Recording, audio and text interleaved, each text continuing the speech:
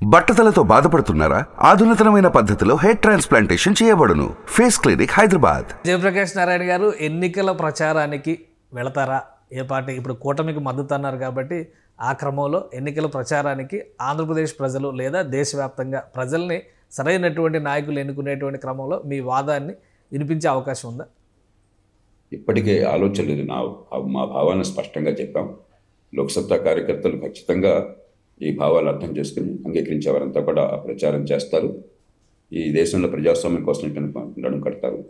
ఎన్నికలైన తర్వాత కూడా ఎవరు వచ్చిన అధికారంలోకి నేను ఒక నిర్దిష్ట ఎజెండా కూడా ప్రకటించాను. మామూలు ఎజెండా కాకుండా ఎన్నికల అభివృద్ధి ఎట్లా ఉండాలి, మరి చట్టబద్ధ పాలనలో ఏ మార్పులు కావాలి, వ్యవసాయంలో ఏం చేయాలి, ఆర్థిక క్రమశిక్షణలో చాలా స్పష్టమైన విధానాలు ప్రకటించాలి.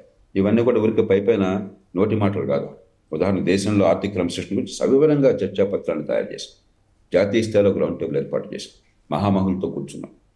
ఇవన్నీ ఊరికే ఆషామాషిగా ఈ పార్టీ ఆ పార్టీ ఎలక్షన్ కోసం వచ్చింది కాదు, దేశాన్ని కాపాడడం కోసం. కాబట్టి ఆ ప్రయత్నం నిరంతరం లోక్సత్తా కొనసాగిస్తుంది. వ్యక్తిగతంగా నేను ప్రచారంలో పాల్గొంటాను అనేది ప్రస్తుతానికి ఆలోచన లేదు. అవసరాన్ని బట్టి చూద్దాం.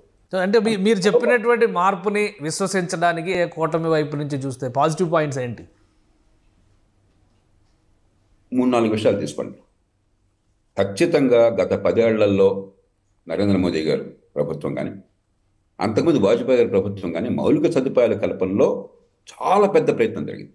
ఈ దేశానికి మొబైల్ ఫోన్లు 100 కోట్ల మందికి వచ్చినాయి అంటే, ఇవాళ దేశమంతా డిజిటల్ ఇన్ఫ్రాస్ట్రక్చర్ వచ్చింది అంటే, అవినీతి లేకుండా సంక్షేమాన్ని మధ్యవర్తులు లేకుండా అందించగలుగుతున్నారు అని చెప్పంటే, పెట్టుబడులు పెరుగుతున్నాయి అంటే, ఒక విశ్వాసం కలుగుతోంది అంటే, కోవిడ్ లాంటి సంక్షోభాన్ని ఎదుర్కొని కూడా ఆర్థిక ప్రగతి ప్రపంచంలో పెద్ద దేశాల్లో ఎక్కువ స్థాయిలో ఉన్న వచ్చే 20-25 ఏళ్ళు పెరిగే అవకాశం కనిపిస్తోంది అంటే, ఖచ్చితంగా సంక్షేమాన్ని అభివృద్ధితో సమతూకాన్ని మోదీ ప్రభుత్వం పాటించింది. గతంలో వాజ్పేయి ప్రభుత్వం పాటించింది.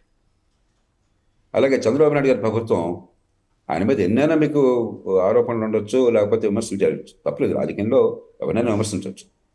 కానీ ఆనాటి ఉమ్మడి ఆంధ్రప్రదేశ్లో కానీ, తర్వాత బాగా దిగులు పడిపోయినటువంటి విభజిత ఆంధ్రప్రదేశ్ రాష్ట్రంలో కానీ 2014-19 మధ్య మౌలిక సదుపాయాల కల్పన, ఆర్థికంగా కష్టమున్నా కూడా ఉన్నంతలో దాన్ని జాగ్రత్తగా పొదుపుగా వాడి ప్రయోజనాలు తీసుకువచ్చే ప్రయత్నం చేయడం, పరిశ్రమలను ఆకర్షించడం, పెట్టుబడులను ప్రోత్సహించడం, ఒక విశ్వాసాన్ని కలిగించడం ఖచ్చితంగా ఆయన చేసినటువంటి విశ్వసనీయత ఉన్నది.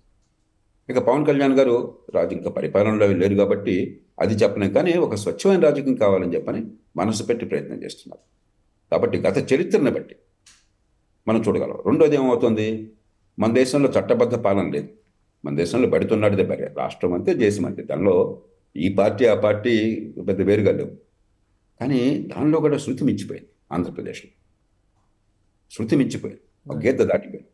మనకేదో తెలుగులో సామెత ఉంది, మోసం తింటున్నా కదా అని మెడలో మోకులు వేసుకోవడం అన్నమాట. విపరీతమైన ధోరణి వచ్చేసింది.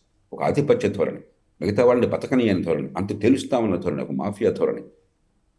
ఖచ్చితంగా ఏ పార్టీ ఉన్నా, నరేంద్ర మోదీ గారు జాతీయ స్థాయిలో ఉండొచ్చు, మరి ఇవాళ రేవంత్ రెడ్డి గారు తెలంగాణలో, జగన్మోహన్ రెడ్డి గారు ఆంధ్రప్రదేశ్లో ఉండొచ్చు, లేకపోతే ఇంకొకరు రావచ్చు, ఎవరున్నా కూడా చట్టబద్ధ పాలన సమూలంగా మార్చాలి.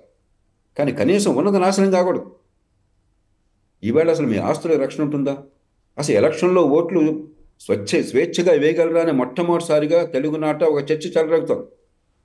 ఏ పెద్ద రాష్ట్రంలో కూడా భారతదేశంలో గత 75 ఏళ్లలో ఎన్ని లోపాలున్నా కూడా ఎన్నికల్లో స్వేచ్ఛగా ఓటు వేసే అవకాశం లేదన్న భయం కలగల.